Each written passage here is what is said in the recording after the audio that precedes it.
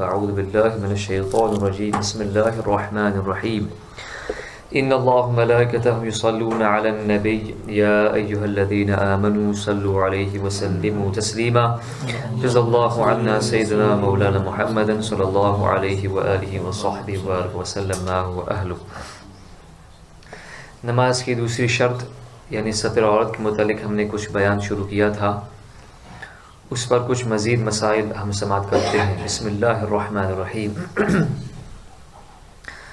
ستر عورت یعنی مرد و عورت کے بدن کا وہ حصہ جس کا چھپانا شریعت نے ہم پر لازم قرار دیا ہے، یہ ہر حال میں واجب ہے، چاہے آدمی نماز میں ہو یا نہ ہو یا تنہا ہو، کسی کے سامنے بلا کسی غرض صحیح کے تنہائی میں بھی کھولنا جائز نہیں۔ لوگوں کے سامنے یا نماز میں ستر عورت بالاجماع فرض ہے۔ اللہ تعالیٰ تمام مسلمانوں کو اس پر عمل کرنے کی توفیق عطا فرمائے، بالخصوص ہماری ماں و بہنوں کو بھی، کہ ایک طرف تو محرم شریف کے محفل میں ہم آ کر کے روتی دھوتی ہے، اور اس کے بعد جب ہماری شادی کی تقریبات ہوتی ہے تو اس میں امام حسین کا پورا سبق بھول جاتی ہے۔ امام حسین رضی اللہ تعالیٰ عنہ نے ہمیں حیا کا سبق عطا فرمایا، اور انہوں نے بے حیائی کا مقابلہ فرمایا۔ یزید بڑا بے حیا تھا، بے شرم تھا، اس کے مقابلے کے لیے آپ نکلے تھے تاکہ وہ شریعت کی حدوں کو پامال نہ کرے، اور ہم خود شریعت کی حدوں کو پامال کرتے ہیں۔ تو ہمیں خود سوچنا چاہیے کہ کیا ہم حسینی کردار ادا کر رہے ہیں یا یزیدی کردار ادا کر رہے ہیں۔ اس لیے ایک اور مسئلہ سماعت کیجیے، خاص طور پہ یہ ماں و بہنوں کے لیے بھی ہے۔ اتنا باریک کپڑا کہ جس سے بدن چمکتا ہو، یعنی بدن کی رنگت دکھائی دیتی ہو، ستر کے لیے کافی نہیں۔ اس سے اگر نماز پڑھی تو نماز نہیں ہوگی۔ حدیث شریف میں نبی کریم صلی اللہ علیہ وسلم ارشاد فرمایا، نساء کاسیات عاریات مائلات ممیلات۔ قیامت کے روز ایسی عورتیں ہوگی، ایسے لوگ بھی ہوں گے جو کپڑے پہنے ہوئے ہوں گے بظاہر، لیکن حقیقت وہ ننگے ہوں گے، اور اس طریقے سے وہ فیشن میں سارے ایسے کپڑے نکلے ہیں جس کی وجہ سے ہمارا ستر عورت نظر آتا ہے۔ یہ حرام ہے، اشد حرام ہے لوگوں کے سامنے، جیسے کہ ہم نے پہلے مسئلے میں عرض کیا تھا، لوگوں کے سامنے بھی فرض ہے کہ ہم اپنی عورت کی جگہ ستر عورت کو چھپائے رکھیں۔ مرد کے لیے ناف کے نیچے سے لے کر گھٹنوں کے نیچے تک کا بدن عورت ہے، جس میں گھٹنے بھی شامل ہیں۔ مرد کے لیے ناف، جس کو ہم گجراتی میں کیا کہتے ہیں، لٹی، یہاں سے لے کر کے گھٹنوں کے نیچے تک، یعنی گھٹنے بھی اس میں شامل ہیں۔ بعض لوگ کبھی کبھی یہ جو باہر گرم ملک میں جاتے ہیں تو اوپر تو جبہ پہنتے ہیں لیکن اندر وہ شارٹس جیسا پہنتے ہیں، اور جب وضو کرنے بیٹھتے ہیں تو جب اس کو جبے کو اٹھاتے ہیں تو دوسرے لوگوں کے سامنے ان کا ستر کھل جاتا ہے، جو بدن کے جو حصے جو فرض ہے چھپانے کے وہ کھل جاتے ہیں۔ یہ حرام، یہ ناجائز ہے۔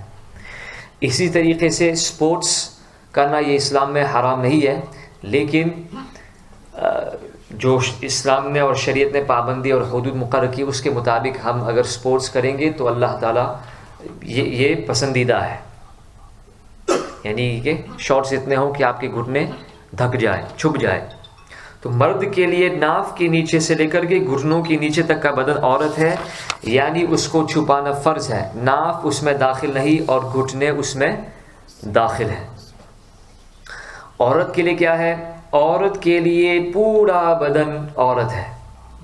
میں دوبارہ یہ سناتا ہوں، ماں و بہنوں کے لیے، خواتین کے لیے، سسٹرز کے لیے، ویمن کے لیے پورا بدن عورت ہے، یعنی اس کو چھپانا فرض ہے۔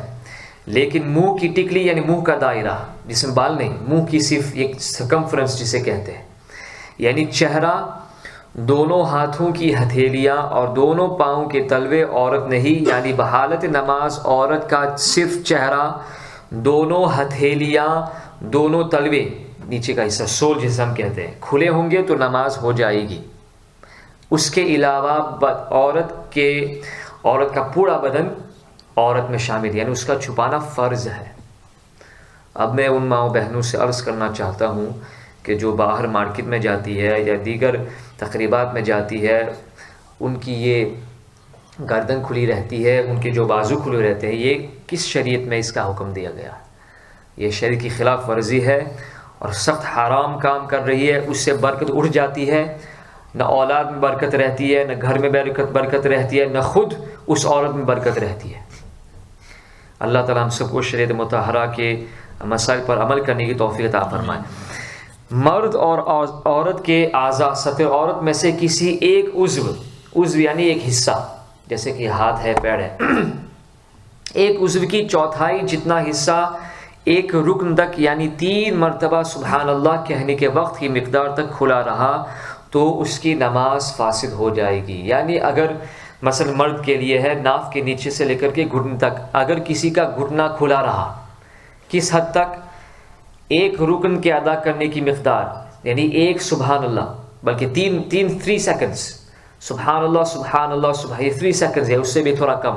اگر اس کا گھٹنا کھل گیا، یعنی سطر عورت کا جو حصہ ہے وہ کھل گیا، تو اس کی نماز فاسد ہو جائے گی۔ یہ اس وقت ہے کہ جب انجانے میں یہ حصہ کھل جائے، اور اگر نمازی نے یہ جو اعضاء ہم نے بیان کیے سطر عورت کے، اس میں سے کسی ایک عضو کی چوتھائی قصداً کھولی، قصداً یعنی جان بوجھ کے، ڈیلیبریٹلی، تو اگرچہ فوراً چھپا لیا اور 3 مرتبہ سبحان اللہ یعنی 3 سیکنڈ کہنے تک کھلا نہ رہنے دیا، تب بھی اس کی نماز عضو کی چوتھائی کھلنے کے وقت ہی فوراً فاسد ہو گئی، کیونکہ اس صورت میں اس نے قصداً بلا وجہ اس نے اپنا سطر عورت کو کھولا۔ اگر نماز شروع کرتے وقت اعضاء میں سے کسی عضو کی چوتھائی کھلی ہوئی، یعنی اسی حالت میں اس نے اللہ اکبر تکبیر تحریمہ کہی، تو اس کی نماز شروع ہی نہیں ہوئی۔ یعنی نماز اس حالت میں شروع کی، اس کا گھٹنا کھلا ہوا تھا، اس کی نماز شروع ہی نہیں ہوئی، چہ جائے کہ اس کی نماز مکمل ہو، تو اس کو دوبارہ اس کی نماز ادا کرنی پڑے گی۔ یہ بھی مسئلہ سماعت کیجیے اور ہمارے ماں بہنوں کو یہ مسئلہ پہنچائے۔ عورتوں کا وہ دوپٹہ، گجراتی میں کیا کہتے ہیں؟ اوئری، کہ جس سے بالوں کی سیاہی چمکے، مفسد نماز ہے۔ ایک تو یہ کہ بال نظر آئے، اس سے ظاہر سی بات ہے نماز فاسد ہو جائے گی۔ ایک یہ کہ پہنا ہے کچھ سر پہ، لیکن جس سے بالوں کی سیاہی چمکتی ہے، یہ بھی پہننا ناجائز ہے، اور اس سے ایسی حالت میں نماز پڑھے گی تو نماز فاسد ہو جائے گی۔ دوبارہ موٹے کپڑے کی دوپٹے کے ساتھ اسے نماز ادا کرنی پڑے گی۔ حضرت عائشہ صدیقہ رضی اللہ تعالیٰ عنہ کی روایت میں ہے کہ ایک عورت کو آپ نے دیکھا، ایسے باریک دوپٹہ انہوں نے پہنا تھا، اس کو سر سے نکال کے پھاڑ دیا اور دوبارہ ایک اور موٹا دوپٹہ عطا فرمایا۔ کہاں اگر اس کے ساتھ جو پہلے والا دوپٹہ تھا اس کے ساتھ اگر آپ نے نماز پڑھی تو نماز فاسد ہو جائے گی۔ عورت کا چہرہ، اگرچہ عورت نہیں لیکن غیر محرم کے سامنے چہرہ کھولنا منع ہے، اور اس کے چہرے کی طرف نظر کرنا اور دیکھنا غیر محرم کے لیے جائز نہیں۔ سطر عورت کے معنی یہ ہے کہ نمازی اپنے صدر کو دوسرے لوگوں سے اس طرح چھپائے کہ اس کے جسم کی طرف عام طور سے نظر کرنے سے اس کا سطر ظاہر نہ ہو۔ اچھا، اور صرف 2-3 منٹ کے لیے یہ خاص مسئلہ، تیسری نماز کی 30 شرط یعنی استقبال قبلہ کے بارے میں کچھ مسائل سماعت کیجیے۔ نماز کی تیسری شرط ہے استقبال قبلہ، یعنی قبلے کی طرف منہ کرنا۔ استقبال قبلہ یعنی نماز میں خانہ کعبہ کی طرف منہ کرنا، اس کی جہت میں منہ کرنا۔ کعبے کی طرف منہ ہونے کے معنی یہ ہے کہ چہرے کی سطح کا کوئی جز کعبے کی طرف واقع ہو، یعنی یہ جو پیشانی ہے اس کا کوئی بھی حصہ اگر کعبہ شریف کی جہت کی طرف ہو گیا سمت میں تو آپ کی نماز ہو جائے گی۔ اگر نمازی کا چہرہ کعبے کی جہت سے تھوڑا ہٹا ہوا ہو، کبھی کبھی ہمیں مسجدوں میں جاتے ہیں اور کبھی ایسا ہوتا ہے کہ شاید تھوڑی سی ڈگریز لیفٹ پہ ہیں کعبہ شریف یا تھوڑی سی ڈگریز رائٹ پہ ہیں، تو اس میں کوئی حرج نہیں، شریعت نے آپ کو الاؤنس دیا ہے۔ تو یہ مسئلہ سماعت کیجئے کہ اگر نمازی کا چہرہ کعبے کی جہت سے تھوڑا ہٹا ہوا ہے لیکن اس کے چہرے کا کوئی جز کعبے کی طرف ہے تو اس کی نماز ہو جائے گی، اور اس کی مقدار کیا ہے؟ 45 ڈگریز، یعنی جیسے کہ یہ جیسے پیچھے ہمیں یہ بالکل سیدھے کعبہ شریف ہے، یہ 90 ڈگریز ہے اینگل، اس کا آدھا 45 ڈگریز، اور اس طرف یہ 45 ڈگریز، یعنی اتنی مقدار کے اندر اگر آپ نے نماز پڑھی، یعنی اگر کوئی اس طرح بھی نماز پڑھ رہا ہے یعنی جان بوجھ کے نہیں، اس ایسے بھی نماز پڑھ اس کی نماز ہو جائے گی، کیونکہ یہ 45 ڈگریز کے اندر ہے، یعنی 45 ڈگریز سے کم انحراف ہے، 45 درجے سے کم انحراف ہے کم ہٹا ہوا ہے تو نماز ہو جائے گی، اور اگر 45 درجے سے زیادہ انحراف ہے تو نماز نہیں ہوگی۔ واللہ تعالی اعلم بالصواب۔